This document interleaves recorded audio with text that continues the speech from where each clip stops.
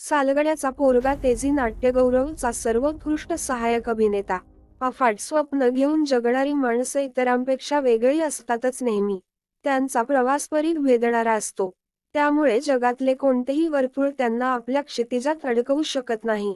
मर्यादांचे सीमोल्लंघन करून या माणसांनी आपली लढाई शेवटपर्यंत तरवून ठेवलेली असते. एकदा निर्णय घेतला की त्याचा पाठपुरावा करण्यासाठी ही माणसं एकसारखी पळत असतात. कारण त्यांच्या स्वप्नांचा स्विच कायम ऑन असतो. परिस्थिती यांना कधीही रोखू शकत नाही कारण यांचा इरादाच तितका पक्का असतो.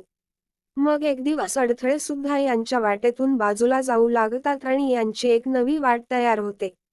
यंदाच्या झी नाट्य गौरव सोहळ्यात सर्वोत्कृष्ट सहाय्यक अभिनेत्याचा पुरस्कार मिळवणाऱ्या सोमनाथ लिंबरकरची कहाणी सुद्धा अशीच काहीशी आहे.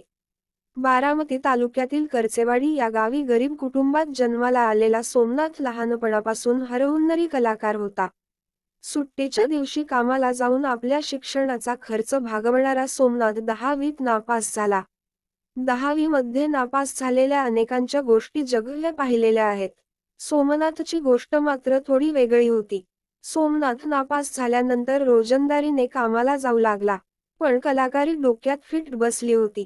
म्हणून तो पुण्याला गेला आणि एका नाटकाच्या ग्रुपमध्ये इस्त्री करायचं काम करू लागला. इस्त्रीचं काम देखील सोमनाथ इतक्या प्रामाणिकपणे करत होता की प्रयोग संपल्यानंतर कलाकार भेटायला येत होते आणि अगदी आखीव रेखीव व कडक इस्त्रीचे कौतुक करत होते. इथून सोमनाथचा नाटकाचा प्रवास सुरू झाला. पण तो 10वी नापास होता याची खंत त्याच्या एका शिक्षकाला सतावत होती. त्या शिक्षकाने सोमनाथला 10वी पास होण्याचा आग्रह केला आणि सोमनाथ परीक्षांचा खेळ करू लागला. कसाबसा 10वी पास झाला आणि सोमनाथ कॉलेजला जाऊ लागला. आता परत नापास व्हायचं नाही हे मनाशी ठरवून त्याने अभ्यास सुरू केला. शिवाय कॉलेजच्या सांस्कृतिक कार्यक्रमात सहभागी होऊ लागला. याच काळात त्याला ललित कला केंद्राची माहिती मिळाली. त्याने प्रवेश परीक्षेचा पण अभ्यास सुरू केला. 12वी झाल्यावर त्याने पुणे विद्यापीठातील ललित कला केंद्रात प्रवेश घेतला. ललित कला केंद्रात प्रवेश घेतला होता पण हॉस्टेल मिळालं नव्हतं. त्यामुळे विद्यापीठ परिसरातील वडाच्या झाडाखाली सोमनाथ झोपू लागला. काहीही झालं तरी माघार घ्यायची नाही हा पहिल्यापासून स्वभावच असल्यामुळे सोमनाथने परिस्थितीशी दोन हात केले. नाट्यशास्त्राचे धडे घेत असतानाच सोमनाथने मास कम्युनिकेशनच्या विद्यार्थ्यांनी बनवलेल्या काही शॉर्ट फिल्म्समध्ये काम देखील केले. ललित कलामध्ये त्याने अनेक नाटकांत काम केले. नाटकाचे तंत्रशुद्ध प्रशिक्षण घेतले. बाकी जग विसरून तो नाटकात रमला. नाटक जगला. अनेक खडतर प्रसंगांशी लढत सोमनाथ ललित कला केंद्रातून पासआउट झाला आणि आता पुढे काय? या प्रश्नावर तोडगा काढण्यासाठी त्याने मुंबई गाठली. मुंबईत सुरू होतो ती जगण्यापासूनचा खडतर प्रवास. या प्रवासात कित्येकांची हेळसांड होते. कुणी माघार घेतं, मुंबई सोडून गावाला परत जातं. पण सोमनाथ आता काहीही झालं तरी परत जायचं नाही हे ठरवूनच आला होता. मुंबई विद्यापीठातील अकॅडमी ऑफ थिएटर आर्ट्सला ॲडमिशन घेऊन सोमनाथ पदव्युत्तर पदवीचे शिक्षण घेऊ लागला. मुंबईमध्ये रात्रीच्या वेळी काम करून सोमनाथ शिकू लागला. इथे शिकत असताना काही सिनेमे केले. नाटकात काम देखील केले. पण शिक्षण पूर्ण झाल्यानंतर सिनेमा क्षेत्रात काम मिळवणे सोमनाथसाठी थोडे अवघड झाले. कारण मुंबईत कुणाची फार ओळख नव्हती. त्यामुळे ऑडिशनसाठी हेलपाटे सुरू झाले. अशातच सोमनाथचे लग्न झाले. बायकोचे शिक्षण देखील सुरू होते. त्यामुळे स्वतः कमवून मुंबईतील स्वतःच्या गरजा भागवायच्या. शिवाय बायको पुण्यात राहत होती.